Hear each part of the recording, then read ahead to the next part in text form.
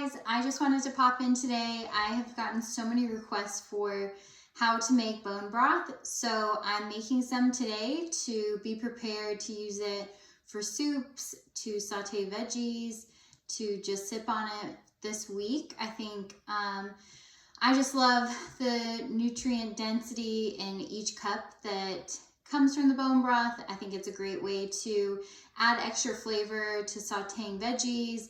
You can cook rice with it instead of water.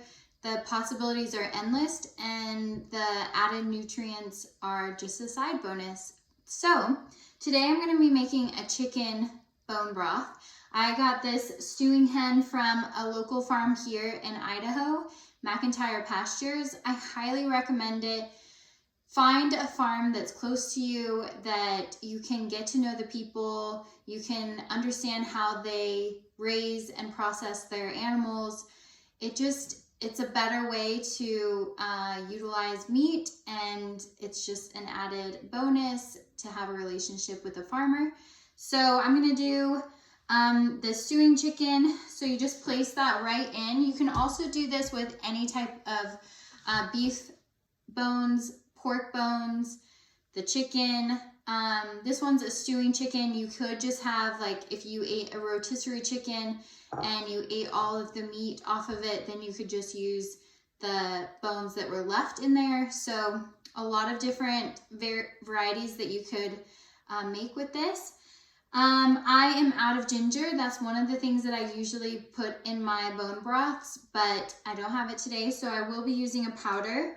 Otherwise, I love putting 2 organic lemons into my bone broth. It just adds a little citrus to it. So I'm just adding everything to my Instapot, and then once we're finished, you would just cover everything so it's submerged in water, and then I'll tell you later how I cook it. So lemons going in.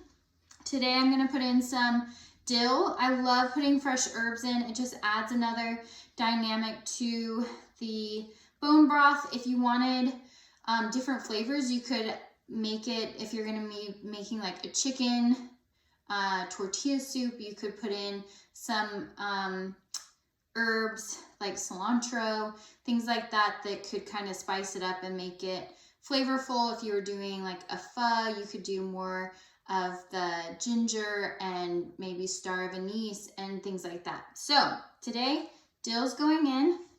A big thing of minced garlic. Just pour it right in.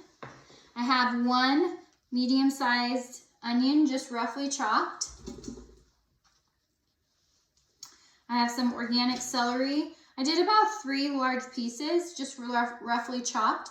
These will just go in here while you're cooking it, and then you actually will strain everything out of the bone broth.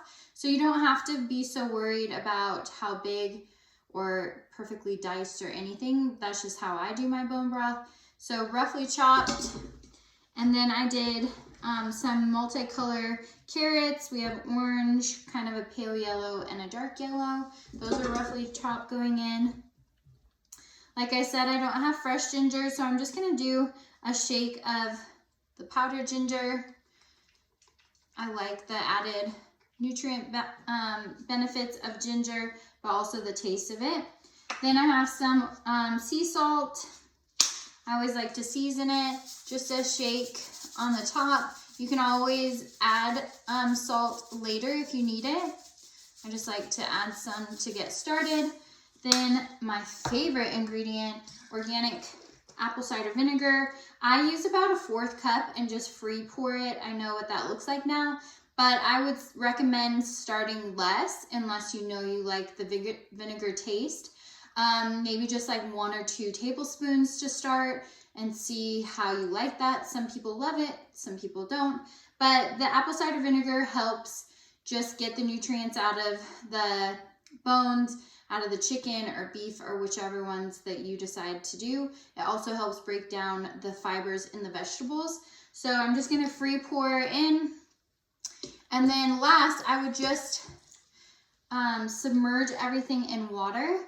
And how I cook it is I like to do pressure cook for 1 hour, low pressure, just to get things going. And then I tend to leave mine on slow cook anywhere from 12 to 24 hours, just allowing all the nutrients to come out and allowing all the flavors to mingle. But that's up to you. You could just do it. I would recommend at least 12 hours, like overnight. That just gives everything time to break down and you get the flavors. But just give it a try. I highly recommend doing it in an Instapot. It kind of makes it easier and the cleanup's better, and you can kind of go do your thing while it mingles. Hope you like it. You can also find, I did a beef broth on my Instagram stories, so you could go to Sprouting Vitality on Instagram. I would love to hear from you. Let me know how you like these videos, and talk to you later. Bye.